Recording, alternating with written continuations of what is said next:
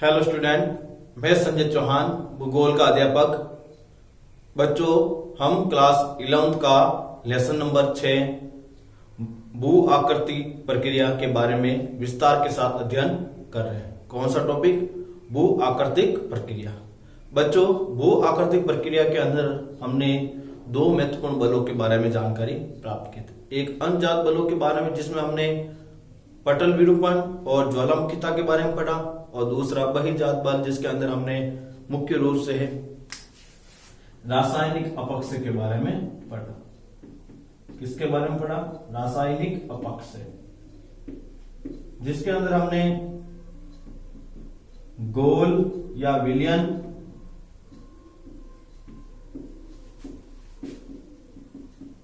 Carbonation, और अब हम जो लेंगे जल योजन, और उसके बाद हम लेंगे ऑक्सीकरण और म्यूनीकरण। ये सब किसके भाग है बच्चों? रासायनिक अपक्षय के भाग है। किसके है? रासायनिक अपक्षय। पहली बात, वही जात बल के 3 भाग थे। कौन कौन से? वही जनित बल के 3 भाग। पहला था रासायनिक, दूसरा भौतिक व यांत्रिक, और तीसरा जैविक। कौन सा था? जैविक। तो हम कौन सा पढ़ रहे थे? रासायनिक अपक्षय, जो ये लिखा हुआ। ठीक है बच्चों, अब रासायनिक अपक्षय में से हमें क्या क्या पढ़ लिया? हमने गोल और विलयन पढ़ लिया है, कार्बोनेशन पढ़ लिया है, और अब आज ले रहे हैं हम कौन सा? जल योजन। क्या ले रहे हैं? जल योजन। उसके बाद हम क्या पढ़ेंगे? ऑक्सीकरण। क्या पढ़ेंगे? ऑक्सीकरण और न्यूनीकरण। उसके बाद वही जात बल का दूसरा भाग कौन सा आएगा? भौतिक अपक्षय। कौन सा होगा? भौतिक अपक्षय या यांत्रिक अपक्षय। तो अपन लेते हैं पहले जल योजन। जल योजन क्या है? सबसे पहले परिभाषा यही है, जल योजन क्या है। तो याद रखना, जल योजन जल का रासायनिक योग है। जल योजन है और जल का क्या होता है? रासायनिक योग। अर्थात जल कभी किसी पदार्थ या खनिज के साथ जो मिलने की जो प्रक्रिया होती है, वही क्या होती है? जल योजन। या फिर जल किसी भी तत्व या खनिज के साथ जब मिल जाता है, उस प्रक्रिया को हम जल योजन के अंदर लेते हैं। खनिज स्वयं जल का धारण करके विस्तारित हो जाता है, और कुछ खनिज ऐसे होते हैं जो जल को खुद ही क्या कर लेते हैं? धारण कर लेते हैं, और विस्तारित मतलब फैल जाते हैं, या एक स्थान दूसरे स्थान पर चले जाते हैं। जैसे अपन के उदाहरण के रूप में देखते हैं तो चूना है, वो अपने अंदर जल को ग्रहण कर लेता है, और क्या हो जाता है? फूल जाता है या फैल जाता है। अगला बिंदु लेते हैं, फैल जाता है। ये स्वयं विस्तार पदार्थ के आयतन अथवा शैल वृद्धि का कारण बनता है। और ये जो विस्तार है, कौन सा विस्तार? जब खनिज जल को अपने अंदर धारण करके जब विस्तारित हो जाते हैं, वही विस्तार है। वो शैल के पदार्थ का क्या कर देते हैं? आयतन में वृद्धि कर देते हैं, और शैल के अंदर भी वृद्धि का क्या बनता है? कारण बनता है। याद रखना, शैलों के आयतन और वृद्धि का जो मुख्य कारण है, वो क्या है? जल योजन। क्या होता है? जल योजन। जल योजन के अंदर खनिज स्वयं जल के अंदर मिल जाते हैं और फिर विस्तारित हो जाते हैं, जिसके कारण खनिज का आयतन और शैल में क्या हो जाती है? वृद्धि। उसी को हम जल योजन के अंदर पढ़ते हैं। कैल्शियम सल्फेट जल मिलने के बाद जिप्सम में परिवर्तन हो जाता है। याद रखना, कैल्शियम सल्फेट है, वो जल के साथ मिलने पर किस में परिवर्तन हो जाता है? जिप्सम में परिवर्तन हो जाता है। याद रखना, कैल्शियम सल्फेट प्लस जल इज इक्वल टू जिप्सम। याद रखना, मैं यहां पर लिख देता हूं, कैल्शियम सल्फेट प्लस H2O, मतलब जल इज इक्वल टू जिप्सम। क्या है? जिप्सम। कैल्शियम सल्फेट का सूत्र क्या है? CaSO4 plus H2O। तो calcium sulphate plus H2O is equal to क्या बनता है? जिप्सम। क्या बनता है? जिप्सम। याद रखना।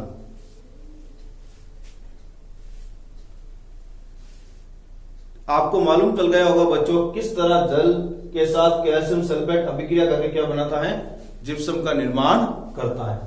फिर आगे देखें, जो कैल्शियम सल्फेट की अपेक्षा अधिक अस्थायी होता है, और ये कैल्शियम सल्फेट की तुलना में जो जिप्सम होता है वो क्या होता है, अस्थायी होता है। कैल्शियम सल्फेट स्थायी होता है जबकि जिप्सम क्या होता है, अस्थायी होता है। क्या होता है, अस्थायी होता है। और आपको मालूम है जब खेतों के अंदर क्षारीयता की मात्रा बढ़ जाती है उस समय जिप्सम का प्रयोग किया जाता है। किसका प्रयोग किया जाता है, खेतों के उदाहरण या खेतों के विकास या खेतों के अच्छे या उनके उपजाऊपन को बढ़ाने के लिए किसका प्रयोग होता है, जिप्सम का प्रयोग होता है।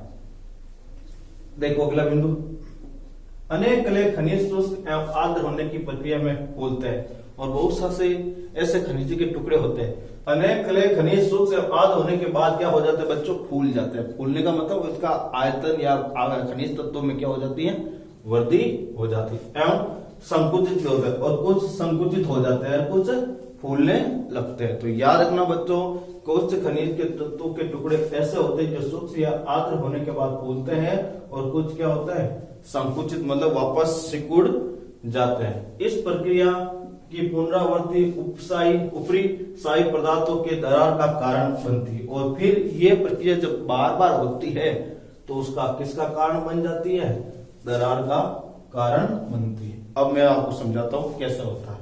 जैसे बच्चों में एक उदाहरण के रूप में ये ले रहा हूं कि बार बार फूलने और सिकुड़ने से क्या होता है और कैसे होती है।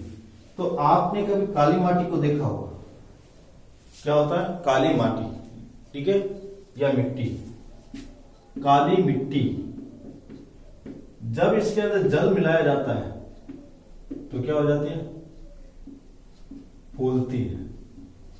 याद रखना, जब काली मिट्टी के अंदर जल मिलाया जाता है तो क्या होती है, फूलती है। और जब सूखती है तो वो क्या हो जाती है, वापस सिकुड़ती है। और फूलती और सिकुड़ती के दौरान उस काली मिट्टी के अंदर क्या आती है, दरारें। आपने देखा भी खेतों में बारिश के मौसम में जब काली मिट्टी में वर्षा का जल मिल जाता था एकदम फूलकर खेतों के अंदर हो जाता एकदम समान। जैसे ही वो वर्षा का पानी सूखता है तो उसके अंदर मिट्टी के अंदर क्या हो जाती है, दरारें आ जाती। क्यों, वो मिट्टी वापस क्या होती है, सिकुड़ती है। क्या होती है, सिकुड़ती है। अब इसी उदाहरण को आगे लेते हैं। रंध्र क्षेत्र समाहित लवण तीव्र एवं बार बार जल योजन से प्रभावित होते हैं। और रंध्र क्षेत्र होता है वो लवण तेजी से और बार बार क्या होते हैं, प्रभावित होते हैं, और उनका विभंग में सहायक होता है। और सेल विभंग में क्या होता है, सहायक होते हैं, मतलब सेलों को टूटने में क्या करते हैं, सहायता करते हैं। अब रंध्र में किस तरह होता है वो भी आपको मैं समझा देता हूं। ये लाइन क्या कह रही है, जैसे मान लो ये सेल है, इसके अंदर क्या है, ये सारे नमक या कैल्शियम या चूने पत्थर के कण है।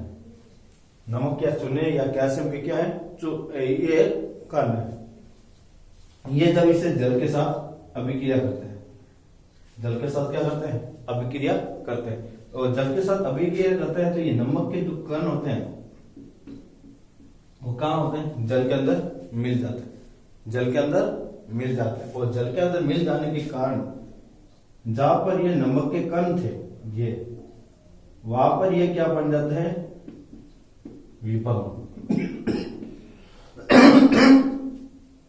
क्या पड़ जाते हैं, विभंग। तो इसमें क्या हो गए, ये विभंग हो जाते हैं। तो वापस याद रखना बच्चों, जब किसी भी सेल के अंदर नमक के या चूने के जब अवशेष होता है और वो अवशेष जब जल के साथ क्रिया करता है तो वो नमक और चूने के जो तत्व होते हैं वो जल में मिल जाते हैं, और जहां पर नमक और कैल्शियम के तत्व पाए जाते हैं उस स्थान पर क्या आ जाता है, विभंग हो जाते हैं। क्या आ जाता है, विभंग हो जाता है, और फिर बाद में चट्टानें टूटकर बिखर जाती है। तो ये किसके कारण हुआ, जल योजन के कारण। मतलब जल ने उस सेल के अंदर पाई जाने वाली नमक या चूने के साथ क्या की, अभिक्रिया की, और उस तत्व को अपने अंदर घोल लिया, और उस जहां से ये तत्व घोला गया वहां पर क्या हो गए, एक खाली जगह बन गई, और खाली जगह बन जाने के कारण बाद में ये कालांतर में ये सेलें क्या हो जाती है, विभंग या टूट जाती है। ठीक है बच्चों।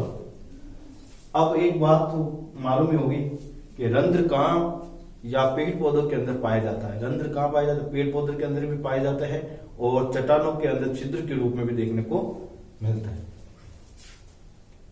जल योजन के कारण खनिजों के आयतन परिवर्तन, अपसल्कन एवं कणीय विकिरण के द्वारा भौतिक अपक्षय में भी सहायता करते हैं। और जल योजन के कारण खनिजों के आयतन में परिवर्तन होता है। जल योजन के कारण खनिजों के आयतन में क्या होता है? परिवर्तन होता है। आपने पहले भी पढ़ा था, जब खनिज अपने अंदर जल को घोल लेती है या मिल जाते हैं तो उसके खनिजों के आयतन में क्या होती है? वृद्धि होती है। सेलों के अंदर में क्या होती है? वृद्धि होती है। तो यही बात कह रहे हैं कि जल योजन के कारण खनिजों के आयतन में क्या हो रहा है? परिवर्तन हो रहा है और अपसल्कलन एवं कणीय विकिरण के द्वारा भौतिक अपक्षय में भी सहायता करता है। और काफी बार क्या होता है, सेलों की जो ऊपरी प्रॉपर्टी है उसको तोड़ने में भी सहायता करता, मतलब अपरदन करने में भी सहायता करता है, साथ में भौतिक अपक्षय करने में भी सहायता करता है। भौतिक अपक्षय भौतिक कारकों के कारण होता है और रासायनिक अपक्षय रासायनिक क्रियाओं के कारण होता है। अगला बिंदु है ऑक्सीकरण एवं न्यूनीकरण। ऑक्सीकरण क्या है या न्यूनीकरण क्या है? तो इसकी यदि परिभाषा पूछे तो सीधी सी भाषा में लिखना है, ऑक्सीकरण का तात्पर्य होता है कि ऑक्साइड या हाइड्रो ऑक्साइड के निर्माण हेतु खनिज एवं ऑक्सीजन का संयोग। याद रखना बच्चों, यदि आपसे पूछ ले ऑक्सीकरण क्या है तो ऑक्सीकरण की जो परिभाषा है बहुत ही सिंपल है। ऑक्सीकरण का तात्पर्य होता है ऑक्सीजन या हाइड्रोजन का निर्माण करना। क्या है? ऑक्साइड या हाइड्रोजन का निर्माण करना। पहला पॉइंट याद रखना, ऑक्सीकरण का मुख्य उद्देश्य या तात्पर्य यह होता है कि इसमें ऑक्साइड का बनाना और हाइड्रो ऑक्साइड का निर्माण करना, और इसके लिए खनिज एवं ऑक्सीजन का क्या होता है? सहयोग होता है। और उससे खनिज और ऑक्सीजन का क्या होता है? सहयोग होता है। तो ऑक्साइड या हाइड्रो ऑक्साइड का क्या होता है? निर्माण होता है। जैसे उदाहरण के रूप में हम बताते हैं कि जैसे फेरम मतलब लोहा प्लस H2O। H2O अब क्या बनता है? Ferrum oxide plus hydrogen. Ferrum oxide plus hydrogen या फिर Fe प्लस O2। अब करके क्या बनेगी? Ferrum oxide. क्या बनेगी? Ferrum oxide. तो ये सब ऑक्सीकरण का अर्थ या उद्देश्य पूछते हैं तो क्या करना है? ऑक्साइड का निर्माण करना। क्या निर्माण करना है? ऑक्साइड का निर्माण करना या हाइड्रो ऑक्साइड का निर्माण करना। और ये कब होगा? जब कोई खनिज जल के साथ अभिक्रिया करेगा या कोई खनिज ऑक्सीजन के साथ अभिक्रिया करेगा, उसी दौरान ये ऑक्साइड का क्या होगा? निर्माण होगा। किसका निर्माण होगा? ऑक्साइड का निर्माण होगा। याद रखना। अगला पॉइंट, ऑक्सीकरण वही होता है जो वायुमंडल एवं ऑक्सीजन से युक्त जल में मिलते हैं। और ऑक्सीकरण वही होता है जो वायुमंडल या जल ऑक्सीजन से युक्त मिलते हैं। मतलब जब वायुमंडल के अंदर पाए जाने ऑक्सीजन है वो जब अभिक्रिया करती है उस समय, या फिर कोई तत्व है जल के साथ अभिक्रिया करता है उस समय जब ऑक्साइड बनता है वही ऑक्साइड की प्रक्रिया होती है। जैसे उदाहरण के रूप में आपको बताता हूं कि ये कैसे होता है। तो आपने कभी देखा भी होगा बच्चों, 10th क्लास के अंदर छोटी क्लास में आपने पढ़ा भी है ये कैसे होता है। Fe प्लस जल वाष्प की जगह हम ले लेते हैं जल H2O। वायुमंडल के अंदर होती है, पाई जाती है, और ये जब अभिक्रिया करते हैं तो क्या बनाती है? फेरम ऑक्साइड प्लस हाइड्रोजन या H2। क्या है? H2। या फिर अपन दूसरा उदाहरण ले रहे फेरम प्लस ऑक्सीजन।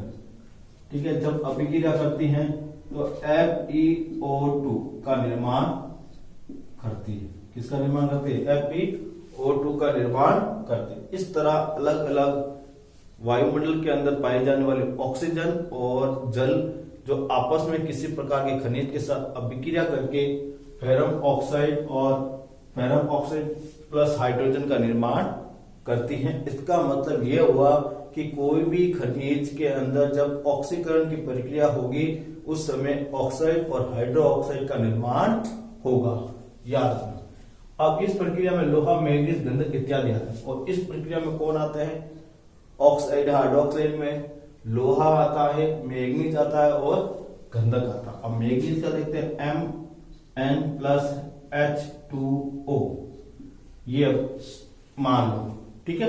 ये अभिक्रिया करके MnO plus H2, magnesium oxide plus hydrogen, इस तरह इसका निर्माण होता है। या फिर अपन और भी फेरम का उदाहरण देख लिया, मैग्नीशियम का उदाहरण देख लिया, जिससे हमें यह पता चल जाए ऑक्सीकरण होता कैसे या ऑक्सीकरण प्रक्रिया हुई कैसे। ठीक है बच्चों, तो आपको मैग्नीज प्लस H2O बराबर मैग्नीशियम ऑक्साइड प्लस हाइड्रोजन का निर्माण होता है। ऑक्सीकरण की प्रक्रिया में ऑक्सीजन के योग के कारण पैदा हुए व्यवधान से सेलों का टूटना भी जारी होता है। और ऑक्सीकरण की प्रक्रिया के दौरान जब ऑक्सीजन के योग के कारण क्या हो जाता है, सेलों में व्यवधान उत्पन्न हो जाता है, जिससे सेलें क्या हो जाती, टूट जाती। जैसे एग्जाम्पल के रूप में हमने मान लो इस सेल के अंदर लोहे के तत्व है, किसके तत्व है? लोहे के, और ये वायु के अंदर किसके संपर्क में है? ऑक्सीजन के संपर्क में। और ऑक्सीजन के संपर्क में आने के बाद इन सेलों के अंदर जो लोह तत्व थे उसके साथ उन्होंने क्या की, अभिक्रिया की और क्या निर्माण कर दिया? फेरम ऑक्साइड मतलब जंग का निर्माण किया। किसका निर्माण कर दिया? जंग का निर्माण कर दिया। और जंग के निर्माण हो जाने के कारण इन सेलों का क्या हो जाता है? टूटना या बिखरने की प्रक्रिया क्या हो जाती है? शुरू हो जाती है, उसके अंदर दरारें पैदा हो जाती है। तो ये किसके कारण हुआ? ऑक्सीजन के ऑक्सीकरण प्रक्रिया के कारण ही हुआ, क्योंकि उन्होंने सेल ने वायु में मौजूद जो ऑक्सीजन थी उसके साथ क्या की? अभिक्रिया की। और अभिक्रिया के दौरान क्या निर्माण किया?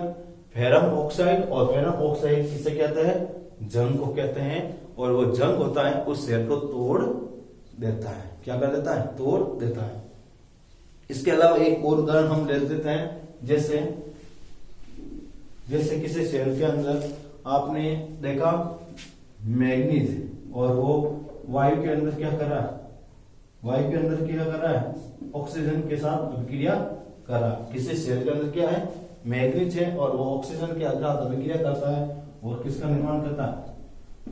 मैग्नीशियम ऑक्साइड का। किसका निर्माण करता है? मैग्नीशियम ऑक्साइड का। तो वो मैग्नीशियम ऑक्साइड जब इसका निर्माण होता है तो ये सेल क्या हो जाती है? टूट जाती है या विभंग हो जाती है, या फिर इनके अंदर दरारें पड़ जाती है और कालांतर में जाकर इसका क्या हो जाता है?